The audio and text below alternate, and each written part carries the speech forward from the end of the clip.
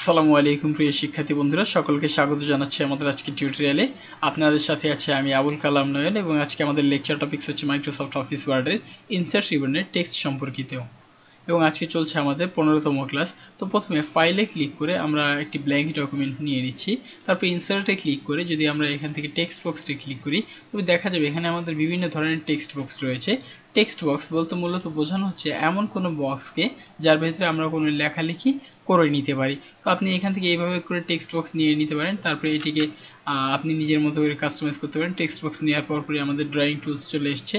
তো এখান থেকে আপনি চাইলে শেপ ফিল দিতে পারেন। তারপরে এখানে যে আমাদের টেক্সটগুলো রয়েছে এগুলো টেক্সট ফিল কালার অ্যাপ্লাই করে দিতে পারেন, অথবা আপনি এখান থেকে ইনসার্টে প্রেস করেও চাইলে এখান থেকে শেপ থেকে টেক্সট বক্স নিয়ে তারপরে এই টেক্সট বক্সের উপরে কাজ করেও চাইলে এখান থেকে এটি ব্যবহার করে নিতে পারেন। তো এটি আপনার উপরে ডিপেন্ড করে যে আপনি কোথা থেকে টেক্সট বক্স নেবেন, শেপ থেকে টেক্সট বক্স নেবেন না আমাদের ডিরেক্ট যেখানে টেক্সট বক্স অটোমেটিক রেডিমেড তৈরি করা আছে এখান থেকে নেবেন।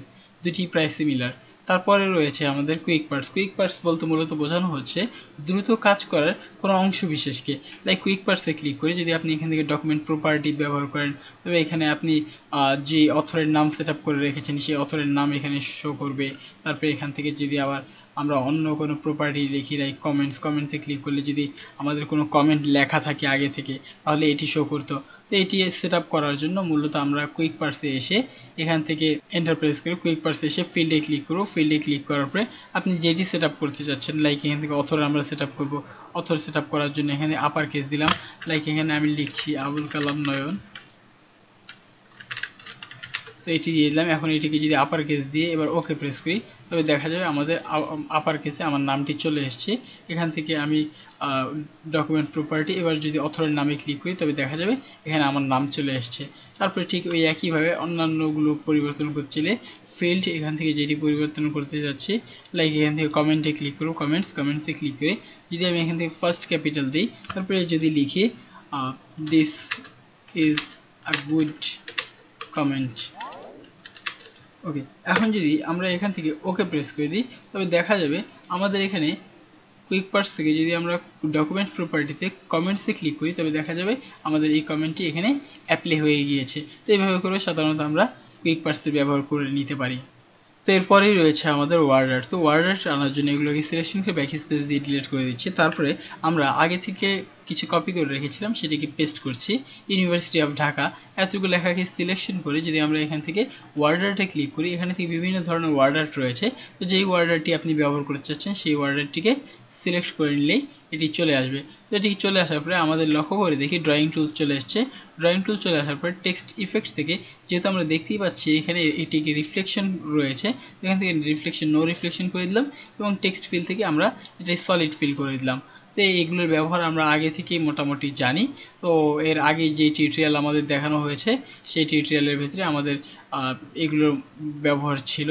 তো টেক্সট ফিল কাকে বলে, টেক্সট আউটলাইন কাকে বলা হয়, বা শ্যাডো, রিফ্লেকশন, গ্লো, বিভেল এগুলোর ব্যবহার আমরা দেখেছি। আজকে আমরা দেখব হচ্ছে মূলত ট্রান্সফর্মের বিষয়। তাও এগুলোর বিষয়ে আমি কিছুটা টাচ দিয়ে দিচ্ছি। তো আমাদের এখানে টেক্সট ফিল যে কালারের ফিল চাচ্ছে ফিল কালার সেই কালারের ফিল কালার দিয়ে দিতে পারে। আবার আউটলাইন চাইলে এরকম করে আউটলাইনও দেওয়া যেতে পারে। তারপরে এখানে শ্যাডো করলে একটু হালকা শ্যাডো ভাব আসবে বা একটু আমাদের ছায়ার মতো করে আসবে। তারপরে রিফ্লেকশন দিলে রিফ্লেকশন আসবে, গ্লো দিলে একটু চাকচিক্য ভাব আসবে। তারপরে এগুলোর ভিতরে যদি আমরা আরও কাজ করতে চাই এগুলোর ভিতরে অপশন রয়েছে, এগুলোর ভিতরে অপশন থেকেও কাজ করা যেতে পারে। তো যদি আমরা ট্রান্সফর্ম দেখি, ট্রান্সফর্মে ক্লিক করার মাধ্যমে এখানে আমরা আমাদের যে টেক্সটটি রয়েছে সেই টেক্সটটিকে বিভিন্নভাবে সাজাতে পারি। লাইক এটিকে সিলেকশন থাকা অবস্থায় আমরা যদি এখান থেকে টেক্সট ইফেক্টস থেকে ট্রান্সফর্মে ক্লিক করে ওকে যেখানে একটা আর্চ করে দিই তবে দেখা যাবে এটি গোল হয়ে গিয়েছে। এটি এরকম করে ধরে টানলে এটি আরও বৃত্তাকার গোল হয়ে যাবে। আবার যদি আমরা এখান থেকে এটিকে টেক্সট ইফেক্টসে ক্লিক করে আবার অন্য কোনো স্টাইলে নিয়ে নিচ্ছে অন্য স্টাইলেও এটিকে অ্যাপ্লাই করে দিতে পারি। এখানে বিভিন্ন ধরনের স্টাইল রয়েছে, যে স্টাইলে আপনি অ্যাপ্লাই করতে চাচ্ছেন সেই স্টাইলে এটিকে অ্যাপ্লাই করে নিয়ে নিতে পারেন। এটি ঘরের মতো হয়ে গিয়েছে। আবার এখানে কর্নারে প্রেস করলে দেখা যাবে আমাদের এগুলো এরকম হয়ে যাবে। তো এইভাবে করে সাধারণত আমরা এই কাজগুলো করে নিতে পারি। আবার আনডু করলে আমাদের ঠিক ওই আগের অবস্থায় ফিরে আসবে। তো তারপরে আমাদের এখানে শেপ ফিল কালার রয়েছে, শেপ ফিল দিলে আমরা কোনো একটা ফিল কালার অ্যাপ্লাই করে নিতে পারি। আবার এখান থেকে আমরা আউটলাইন শেপের আউটলাইন ব্যবহার করতে পারি। তো এইভাবে করেও কাজ করা যেতে পারে। এগুলো সম্পর্কে আমরা আগে টিউটোরিয়াল সমূহতে জেনেছিলাম। এখানে আমরা টেক্সট ফিল কালার রাখছি না, নো ফিল, এবং এখানে আউটলাইন কালারও রাখলাম না, নো আউটলাইন। তো এইভাবে করে কাজ করা যেতে পারে।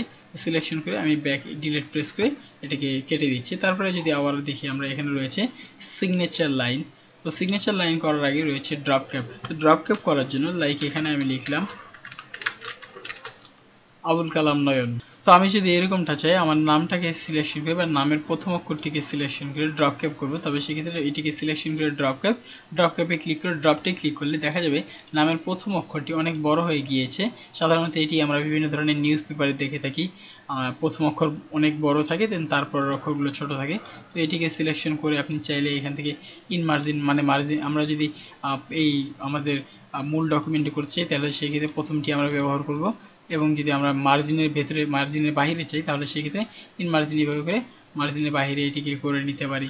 আবার যদি এটির আমরা সাইজ বড় করতে চাই তাহলে সেক্ষেত্রে ড্রপ ক্যাপ অপশন থেকে আমরা এটির সাইজ বড় করে নিতে পারি, বা লাইন টু ড্রপ, মানে কয়টি লাইন জুড়ে এটি আমাদের ড্রপ হবে, তো এটি এখানে শো করছে। আবার এটিকে আরও ছোট করতে চাইলে বা ফন্ট পরিবর্তন করতে চাইলে এখান থেকে ফন্টে ক্লিক করে আমরা বিভিন্ন ধরনের অন্য কোনো ফন্টও অ্যাপ্লাই করে নিয়ে নিতে পারি। তো এইভাবেও কাজ করা যেতে পারে। আবার এটিকে সিলেকশন করে আমরা ব্যাক স্পেস দিয়ে এটিকে ডিলিট করে দিচ্ছি। এরপরে রয়েছে date and time. Date and time apply করার মাধ্যমে আমরা বিভিন্ন ধরনের ডেট এন্ড টাইম অ্যাপ্লাই করে নিয়ে নিতে পারি। তো এটি ডেট এন্ড টাইম অনেক বড় ফন্টে ছিল সাইজ, এটিকে আমরা একটু ছোট করে নিই। তো দেখা যাবে আমাদের ডেট এন্ড টাইম এখানে চলে এসেছে। তারপরে যদি আমরা অন্যান্য কোনো ডেট এন্ড টাইম ব্যবহার করতে চাই, টাইম সহ এরভাবে করেও করে নিতে পারি। তো এটি আমাদের ডেট এন্ড টাইম হাতে লিখেও করা যায়, অথবা এখান থেকে আমরা ডিরেক্টলি নিয়েও কাজ করে নিতে পারি। এটি যার যার উপর ডিপেন্ড করে। তারপরে যদি আমরা দেখি, এখানে রয়েছে অবজেক্টে ক্লিক করে যদি টেক্সট ফ্রম ফাইল, আমরা অন্য কোনো ফাইল থেকে যদি অবজেক্ট টেক্সট নিয়ে নিতে চাই, তবে সেক্ষেত্রে টেক্সট ফ্রম ফাইলে ক্লিক করে লাইক এখান থেকে যেই ডকুমেন্ট থেকে নিয়ে নিতে চাচ্ছি সেই ডকুমেন্টের ওপেন করে লাইক এখান থেকে কোয়েটসে ক্লিক করব। এবার ইনসার্টে ক্লিক করলে ওই ডকুমেন্টের লেখাগুলো আমাদের এই ডকুমেন্টে চলে এসছে। আবার যদি আমি এরকমটা চাই, একটি মিরর কপি দেখতে চাই, তবে এই অবজেক্টের পাশে অ্যারোতে ক্লিক করে জাস্ট অবজেক্টে ক্লিক করে আমরা এখান থেকে অবজেক্টটি নিয়ে নিতে পারি। ক্রিয়েট ফ্রম ফাইলে ক্লিক করব, তারপর ব্রাউজ করে আমরা সেই ডকুমেন্টটি যদি নিয়ে নিই, এখান থেকে বাংলাদেশে ক্লিক করে এবার যদি আমরা ইনসার্টে প্রেস করি, এবার ওকে প্রেস করলে দেখা যাবে আমাদের ওই ডকুমেন্টটি ওপেন হয়ে গিয়েছে। এখন এই ডকুমেন্টটি আসলে আমাদের এখানে পুরোটা আসেনি, জাস্ট এখানে একটা মিরর কপি দেখাচ্ছে। জাস্ট এই জায়গায় ডবল ক্লিক করলে আমাদের মূল ডকুমেন্ট যেটা ছিল সেটা ওপেন হয়ে যাবে। ডবল ক্লিক করলাম, তো আমাদের মূল ডকুমেন্টটি ওপেন হয়ে গিয়েছে।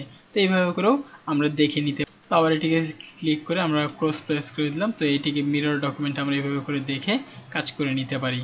তো প্রিয় শিক্ষার্থী বন্ধুরা, এই ছিল আমাদের আজকের টিউটোরিয়ালের বিষয়বস্তু। সকলে ভালো থাকুন, সুস্থ থাকুন এমন কামনাই করি।